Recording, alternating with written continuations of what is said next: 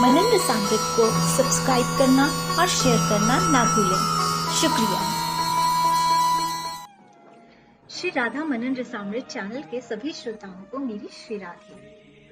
बंधुओं, आज हम ज्ञान की चर्चा नहीं करेंगे, आज हम प्रेम की चर्चा करेंगे। आज किसी भी ध्यानी की समाधि की चर्चा नहीं करेंगे।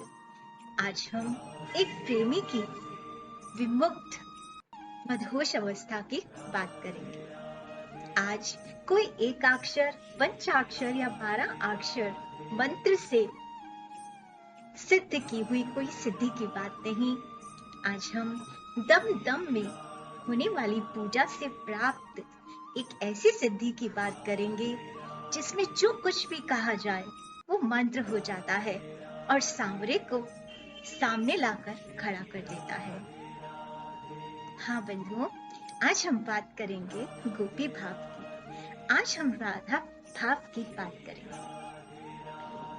किसी भी ज्ञानी के ज्ञान से बड़ा, किसी भी ध्यानी के ध्यान से ऊंची अवस्था और किसी भी सिद्ध योगी की सिद्धि से बड़ा है गोपी भाव, राधा महाभाव।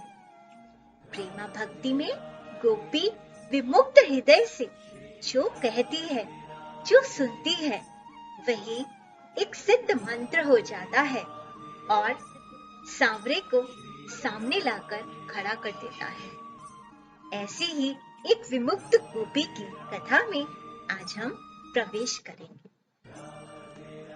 जब सांवरे ने जन्म लिया था और जब उन्होंने वसुदेव जी से कहा कि मुझे गोकुल जाना है, तो वसुदेव जी ने पूछा कि लाला, तुम्हें गोकुल ही क्यों जाना है? तब सांवरे ने कहा, क्योंकि वो गो का कुल है। गो यानी इंद्रियां, वहां उन इंद्रियों का कुल है जो इंद्रियां मुझे, मेरे रूप को, मेरी बांसुरी को सुनेंगी।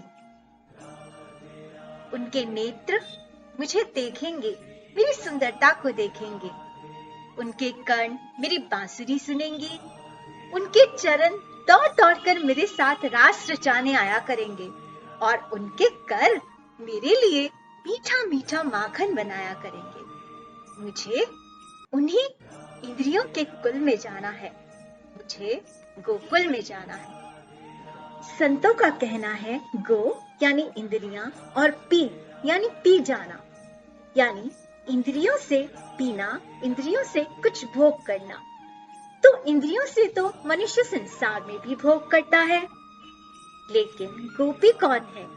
गोपी वो है जो इंद्रियों से सांवरे का पान करती है, सांवरे की सुंदरता का पान करती है, सांवरे की बांसुरी को सुनती है, भागी भागी जाती है सांवरे के साथ रास रचाने और अपने 2 करों से सांवरे के लिए माखन बनाती है।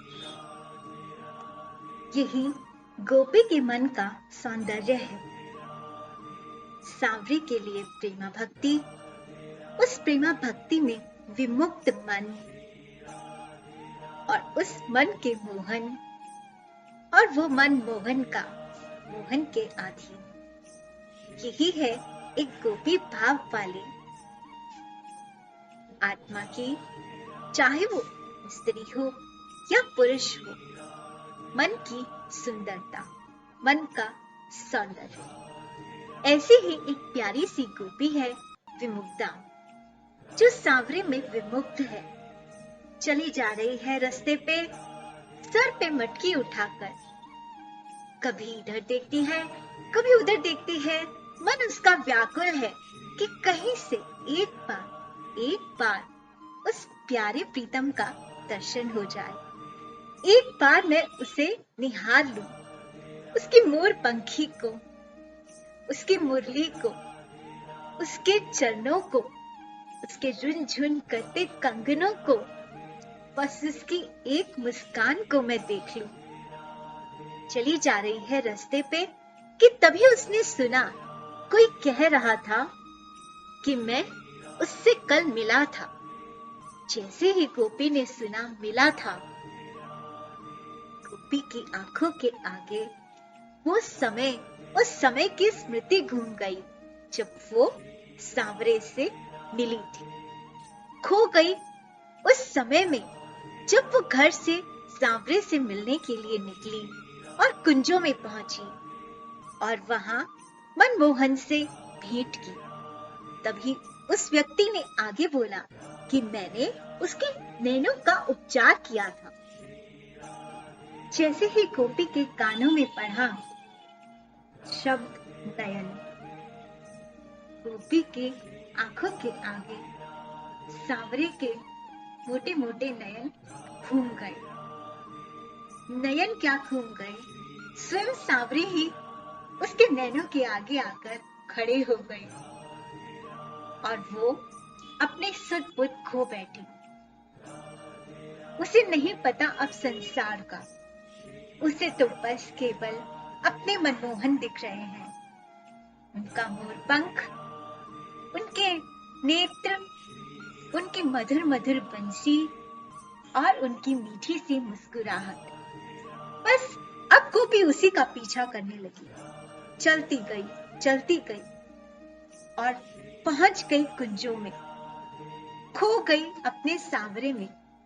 और सांवरे भी कम थोड़ा थे, करने लगे उसके नेत्रों में क्रीड़ा।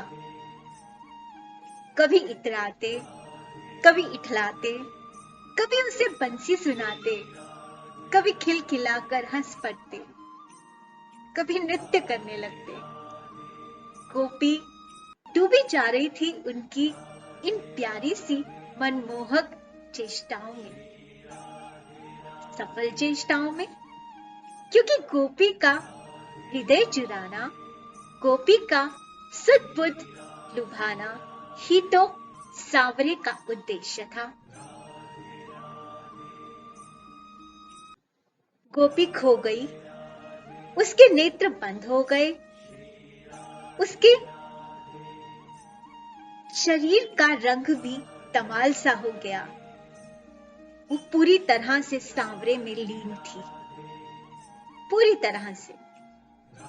सांवरे हंसते, वो हंसती। सांवरे नृत्य करते, गोपी स्तब्ध रहे उनकी सभी मुद्राओं को बड़े ही प्रेम से देखा करती। कभी उसके अश्रु धारा निकल पड़ती, कभी वो हंसने लगती, कभी सांवरे जैसे ही मुद्राएं करके नाचने लगती। गोपी की अवस्था इसी प्रकार लीनता को प्राप्त किए जा रही थी कि तभी क्या हुआ कि उसके कुछ सखियां वहां आ गई। अब जब उसके सखियों ने उसकी ये अवस्था देखी तो वो भी देखती रह गई और देखने लगी उसके मुख को, उसके नैनों को, उसकी मुस्कुराहट को, और आपस में बातें करने लगी। एक ने कहा, देखो तो इसका अंग कैसे शाम तमाल सा हो रहा है, मानो मनमोहन ने इसे गले से लगा लिया हो, जैसे मनमोहन से गले लगकर ये उनसे एक हो गई हो। दूसरी ने कहा कि हाँ सखी, देखो तो इसके नयन अपलक, एकटक, अर्धून मिलत, कभी पूर्ण विस्फरित, कभी चंचल, कभी अस्थिर, कभी अधैर्यवान। कैसी है इसकी चंचल चपल अखियां, बिल्कुल सांवरी जैसी, मानो मनमोहन को ही इसने अपने नैनों में बसाया हुआ हो, सांवरे को नैनों में ही लेकर बैठी हो। सखियां उसकी ओर देख देख कर, उसकी अवस्था को देख देख कर अनुमान लगा रही थी कि अब सांवरे उसके साथ क्या क्रीड़ा कर रहे हैं। और वो सखी भी जब कभी अपने नेत्र खोलती तो अपनी सखियों को पहचान नहीं पाती। क्यों? क्योंकि उसके नैनों के सामने तो सांवरे क्रीड़ा कर रहे थे, उसे तो अपनी सखियों में भी सांवरे ही नजर आ रहे थे, कुछ नहीं, सिर्फ मनमोहन। खिलखिलाते हुए, हंसते हुए, उसको और मुग्ध करते हुए, उसका सारा सुध बिसराते हुए। वो समझ ही नहीं पा रही थी कि उसके सामने मनमोहन नहीं उसकी सखियां हैं। लेकिन धीरे धीरे जब सांवरे ने अपने रूप को उसके नैनों से हटाना शुरू किया, छिपाना शुरू किया, तो उसकी तंद्रा थोड़ी टूटी। उसने अपनी सखियों की आवाज सुनी और जैसे ही उसने अपनी सखियों की आवाज सुनी, उसने अपने नेत्र खोले और नेत्र खोलते ही वो बहुत झेप सी गई कि कहीं मेरी सखियों ने मुझे मोहन से मिलते हुए देख तो नहीं लिया। शर्माई सी, सकुचाई सी, उसने अपना घड़ा फिर से उठाया, सर पे रखा और धीरे धीरे चलने लगी। उन्हीं सांवरे की, उन्हीं सुखकारी, आनंद देती हुई प्यारी प्यारी छवियों में गुम चल पड़ी। तो इस प्रकार था गोपियों का ध्यान। ज्ञानियों को ज्ञान लगाना पड़ता है, जाप करने वालों को जप करने में मन लगाना पड़ता है। लेकिन गोपी की अवस्था कैसी है कि उसे कोई जाप करना नहीं पड़ता, अपितु कोई भी शब्द जो उसे सांवरे से जोड़ दे वही उसका मंत्र बन जाता है। वही सांवरे को उसके सामने ले आता है। सांवरे उसके सामने नृत्य करने लगते हैं, वो झूमने लगती है, उसका मन झूमने लगता है, मन मयूर नाच पड़ता है। क्या ध्यानियों की ऐसी अवस्था होती है? नहीं। ध्यान कैसा है? नदी में डूब जाने जैसा। लेकिन प्रेमा भक्ति की विमुक्त अवस्था कैसी है? जैसे कि कोई तैर रहा हो, जैसे कि किसी ने गोता लगाकर भाव के मोती चुन लिए हों। और हमारी अवस्था कैसी है? हम 24 घंटे अपने हाथों में माला तो रखते हैं, नाम जाप भी चलता ही होगा, लेकिन क्या हम कभी इस प्रकार सांवरे में खो गए? क्या हमने कभी इस अवस्था को प्राप्त किया? क्या हम कह सकते हैं कि हम गोपी हैं? क्या हमने गोपी भाव को प्राप्त किया? गोपी भाव राधा महाभाव से निकला है। राधा का भाव तो महाभाव है, उसी से सभी भाव उत्पन्न हुए हैं। राधा सांवरे में खोया नहीं करती थी, राधा तो स्वयं ही बांके बिहारी बन जाया करती थी। उन्हीं की तरह नृत्य करने लगती, उन्हीं की तरह श्रृंगार धारण करने लगती। मोर पखा सिर ऊपर राखे, कुंज की माल गले पहरूंगी, ले मुरली मुरली धर की, अधरा न धरी अधरा न धरूंगी, मोर पखा सिर ऊपर राखी। तो जब हम गोपियों की बात करते हैं, राधा की बात करते हैं, तो स्वतः ही सिर्फ स्मरण भर करने से इतना असर हमारे हृदय में होता है कि अल्लाह जाग जाता है, सांवरे का प्रेम जाग जाता है। तो सोचिए, यदि वो भाव हमें प्राप्त हो गया तो हमारा हृदय कितना प्रसन्न होगा, कितना आनंदमय होगा। लेकिन उस भाव को प्राप्त करने के लिए हमें कुछ संसारी बातों से ऊपर उठना पड़ता है, क्योंकि भगवान का शरीर चिन्मय है, उनका शरीर हमारे जैसा नहीं है, और इसीलिए उन्हें प्राप्त करने के लिए हमें संसारी सोच से हटना पड़ता है, संसारी सोच से ऊपर उठना पड़ता है। जिस प्रकार अर्जुन ने भगवान के विराट रूप को देखने के लिए दिव्य दृष्टि का सहारा लिया था, उसी प्रकार भगवान के रसमय स्वरूप को देखने के लिए हमें प्रेम का, श्रद्धा का, विश्वास का दृष्टिकोण अपनाना पड़ेगा। ये सब चीजें हमें एकाग्रता की ओर ले जाएंगी और एकाग्रता हमें विमुक्त अवस्था की ओर ले जाएंगी। और जब हम विमुक्त अवस्था तक पहुंच जाएंगे तो बस सांवरे स्वयं ही हमारी ओर खींचे चले आएंगे।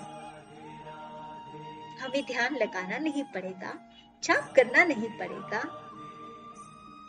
हमेशा सांवरे का स्मरण रहेगा। किसी भी बात को सुनकर हमें सांवरे की याद आती ही रहेगी। और जब हमारा मन हमेशा सांवरे में रत रहेगा तो कैसे वो हमसे दूर रह पाएंगे? क्यों नहीं वो हमारे पास चले आएंगे? तो बस मनन कीजिए कि क्या ऐसा हो सकता है और क्यों नहीं होगा। आज के लिए बस इतना ही। फिर अगली बार किसी और प्यारी सी कथा के साथ मैं आप सबके साथ मिलूंगी। तब तक भगवान जी का नाम जाप, भगवान जी का स्मरण करते रहिए, मनन करते रहिए कि हमें भी गोपी भाव में रत होना है। श्री राधे।